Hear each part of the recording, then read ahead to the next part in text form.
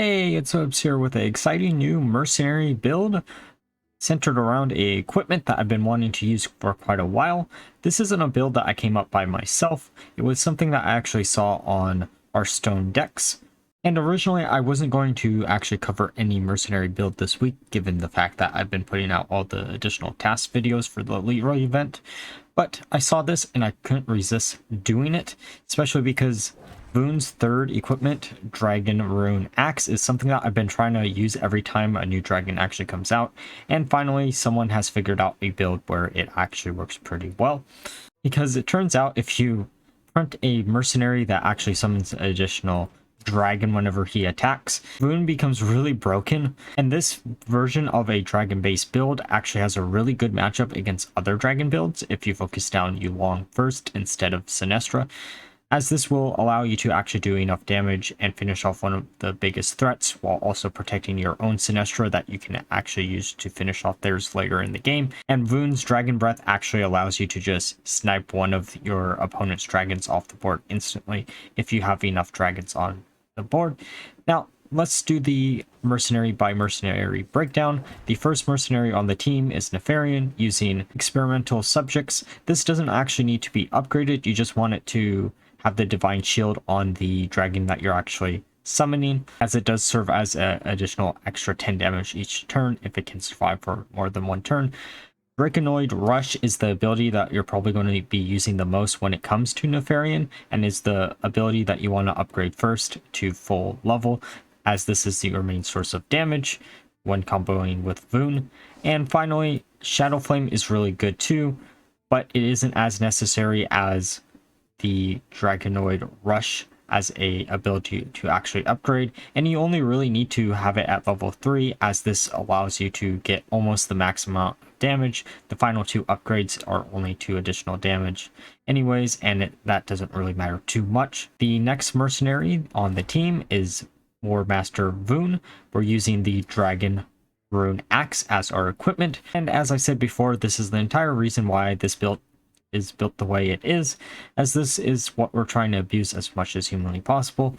The main abilities that you're probably going to want to upgrade with Voone is Fire Breath, as this will allow you to snipe one of your opponent's mercenaries in one turn, even if it isn't a caster mercenary. And to be honest, the other two abilities, while they're useful, aren't as useful as Fire Breath. Most of the time you're actually going to be using Axe Throw as a way to just get additional damage in. But if you can, and you have enough space on your board, Evasive Form is pretty good too. The next mercenary on the team is Sinestra. We're using Mana Brooch as her equipment to make her even more tanky, as usual. And you're basically rotating between Mana Barrier and Twilight Extinction for the most part in this build, though you can use Racking Swipe actually in this build, which makes it really strong as a third ability, because this will allow you to do 10 additional damage with Voone. But most of the time, you're probably going to just be trying to keep her alive with the Mana Barrier and Twilight Extinction, but it is worth mentioning Racking Swipe is worth it if Voone is currently alive.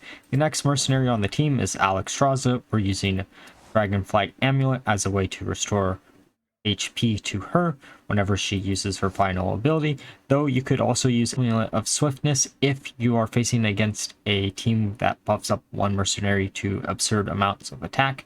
But most of the time, I think the second equipment is actually going to be the better one overall, and the ability for her that you're going to want to focus on leveling up is Flame Buffet, as this will allow you to cleave 3 targets, followed by the Dragon Breath as just your way to heal your mercenaries on your team or do damage to your opponent's mercenaries.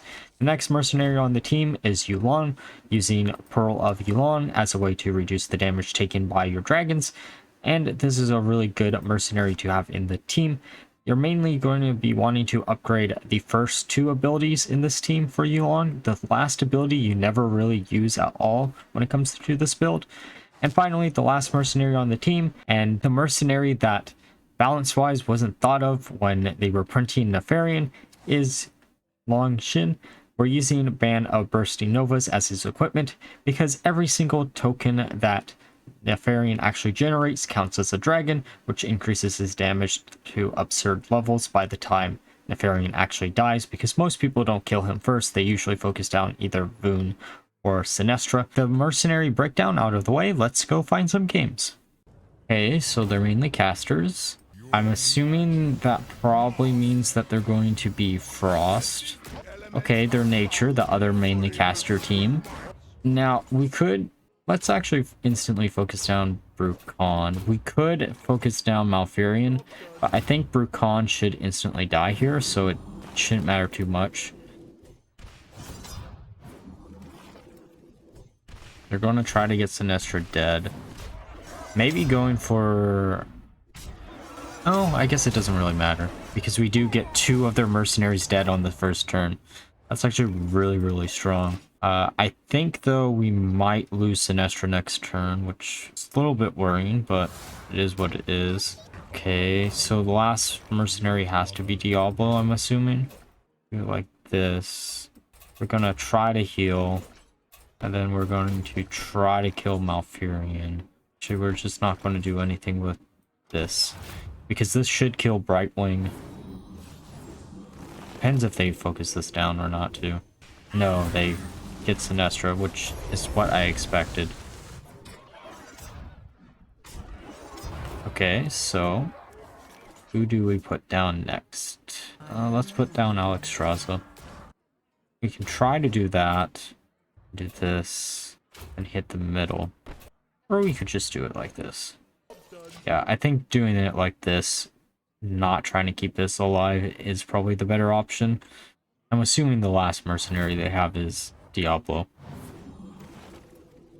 And the idea is to use Brightwing to buff up the Diablo as much as you want on the bench. It's going to get real low. Varian's dead. We'll put down Long Jin. We'll attack into that. We'll summon. And then part of me really, really wants to just try to chain it through. But they didn't use War Stomp last turn. So let's do it like this. This will buff it up, also doing increased damage. And I don't think we could have actually killed that this turn, even if we did or wanted to. That kills Brightwing. Then that hits that. Problem with summoning things with Diablo coming down. Oh, it's Illidan. That's actually a shock. Okay, so how the hell do we do this? Do that. And we'll swap these two, I guess. The reason I'm swapping them, or trying to, is so Illidan's second ability can't actually hit Longshin. Oh, I probably should have swapped. I guess that's probably the safer option. That's going to hit Rune. Nothing really. We almost got that dead. We'll put down Yulon. Do that. Do that. And then that won't be quicker, so we might be able to actually keep him alive. Okay, so that's going to do AoE there, heal. And we do kill the Illidan, and then we should just win from here. Okay, so they're mainly casters, which means we should have a really good matchup. Doesn't even matter what they are. Let's see what they actually are. Ah, Frost. I'm going to focus down Localar, because we're mainly fighters, but if we can focus down Localar, even if they scale their damage up, and we can actually kill Localar in like a turn or two, then we should be home free. It's going to be a little bit annoying, especially if it hits the wrong targets. Okay. Come on, we're getting so close, and it's dead. Okay, so we are still quicker with Sinestra, and we will be healing her up. I think the next target should be Proudmoore. Oh, we might not be quicker because of that now. Let's do this. And hope we can actually get this off. We should still be fine, I think, overall. We do have to... Okay, we are. They're going to slow us down. And we just get 2 hits on that. What do we want to put down next? Do it like this. We're gonna try to heal Sinestra up and then do that. I really don't like how we're doing this. Maybe I should have went for the Jaina first turn, but I think local R in the long run would have been more annoying. Okay, Voone is getting targeted down. And that kills... Okay, that's fine. We're gonna put Yu'lon down next. Didn't get to get that off, which is kind of scary. We're gonna try to do it like this. Because I would love to be able to actually get some healing out on Sinestra, but I don't think we will be able to. So at least we're not slower. And heal again. And use Jade on Diablo. If we get Diablo dead, we're in the home free. Jaina has been scaling pretty quickly, but this should be still safe. They didn't finish on Yu'lon, which is weird. Okay, so we'll do that like this. Yu'lon should be dead here, but I think Diablo should also be dead, so we should be fine. Okay, they did focus down Yu'lon. We get the Diablo, we heal up, and then we put Long Shin down, and then we should just win the game from here. Because this is what, at like, plus 18 arcane? 12. Close enough. We're gonna try to focus this down, heal her up, use Celestial Breath on Karen, because there's something really funny that can happen here. Because it crits, the critical damage left over will actually go over to Jaina, which is really funny. If it actually hits. We're going to use Twilight Extinction. Yeah, might as well do it like this. I think this will roll over here and then go here. Maybe. It depends. Okay, they're going to get that real low. They might actually be able to kill Sinestra, but we should be fine still. Okay, so it doesn't roll over again. Well, let's get a little bit greedy. Use this. And then whatever damage they do, that snipes that out. And then we can just attack the cookie, and then we win the game from there. Okay, so mainly casters, which either means 3 builds, I think. If it's Holy Humans, this is going to be a really hilarious, easy matchup. But if it's Frost, it might be a little bit more difficult. And if it's Nature, it could be a little bit more difficult too, in theory. Okay, so what is it? Okay, Shadow. That's not to be expected. We're going to focus down Vol'jin first. Might as well. I would love to be able to focus down Valeera, but she's going to instantly stealth, so it doesn't really matter. Okay, they're making Sinestra slower. They might be able to kill Sinestra in 1 turn. I'm fine with them being able to kill it. We have enough damage without Sinestra that it doesn't really matter. We're going to get this real low. And the nice thing is, it's Sinestra's next ability, but because Sinestra was slower, then it's perfectly fine still. We can do this. That's going to be a little bit annoying with our composition. We're gonna do that. We're gonna try to snipe that, I guess. Let's actually do it like this. I'm assuming they're going to probably focus down Sinestra. That makes sense. They're going to kill that. Restore HP. We're going to do a few damage there. Going to kill that. Okay, now the issue is our other main source of damage is also a dragon. That doesn't have a cooldown, does it? Oh, let's put down Yu'lon. We can pull her out of stealth. Okay, they have a Sinestra of their own. I'm gonna do that. Pull them out of stealth and summon another dragon. And hopefully we can use Voone to snipe Sinestra out of existence. Maybe not, actually. Okay, that's actually pretty good too. We can put down Alexstrasza.